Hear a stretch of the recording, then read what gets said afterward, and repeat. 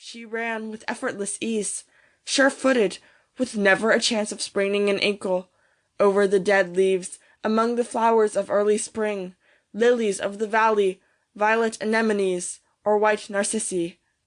Her black hair, not very long, was divided into two heavy masses which flapped like two wings. Her smiling face, parted lips, dilated nostrils, her half-closed eyes proclaimed all her delight in her swift course through the fresh air of the morning. Her neck, long and flexible, rose from a blouse of grey linen, closed by a kerchief of orange silk. She looked to be 15 or 16 years old. The wood came to an end. A valley lay before her, sunk between two walls of rock and turning off abruptly. Dorothy stopped short. She had reached her goal. Facing her, on a pedestal of granite, cleanly cut down, and not more than 100 feet in diameter, rose the main building of a chateau, which, though it lacked grandeur of style itself, yet drew from its position and the impressive nature of its construction an air of being a seigneurial residence.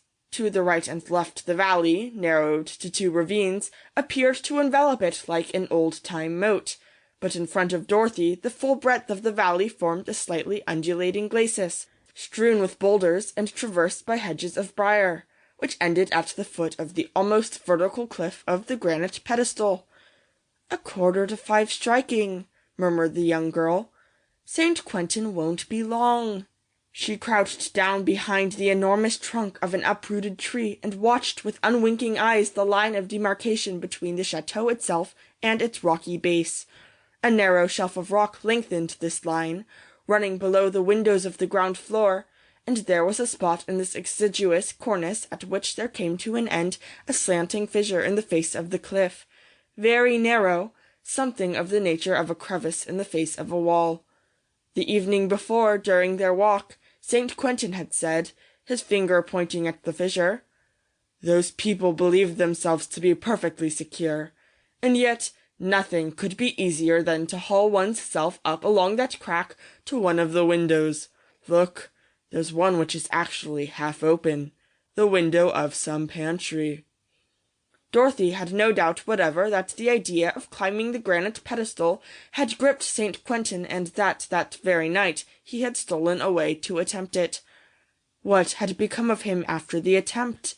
Had there not been someone in the room he had entered? Knowing nothing of the place he was exploring nor of the dwellers in it, had he not let himself be taken? Or was he merely waiting for the break of day? She was greatly troubled. For all that she could see no sign of a path along the ravine. Some countryman might come along at the very moment at which St. Quentin took the risk of making his descent, a far more difficult business than climbing up. Of a sudden she quivered. One might have said that in thinking of this mischance she had brought it on them. She heard the sound of heavy footfalls coming along the ravine and making for its main entrance. She buried herself among the roots of the tree, and they hid her. A man came in sight. He was wearing a long blouse. His face was encircled and hidden by a grey muffler. Old, furred gloves covered his hands. He carried a gun on his arm, a mattock over his shoulder. She thought that he must be a sportsman, or rather a poacher, for he walked with an uneasy air, looking carefully about him, like one who feared to be seen, and who was carefully changing his usual bearing.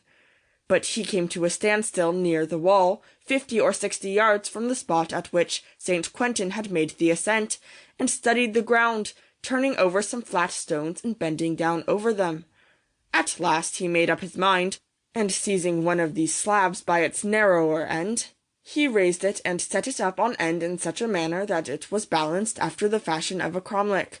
So doing, he uncovered a hole which had been hollowed out in the center of the deep imprint left by the slab. Then he took his mattock and set about enlarging it, removing the earth very quietly, evidently taking great care to make no noise.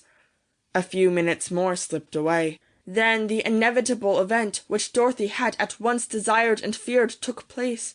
The window of the chateau, through which St. Quentin had climbed the night before, opened, and there appeared a long body clad in a long black coat, its head covered with a high hat, which, even at that distance, were plainly shiny, dirty, and patched.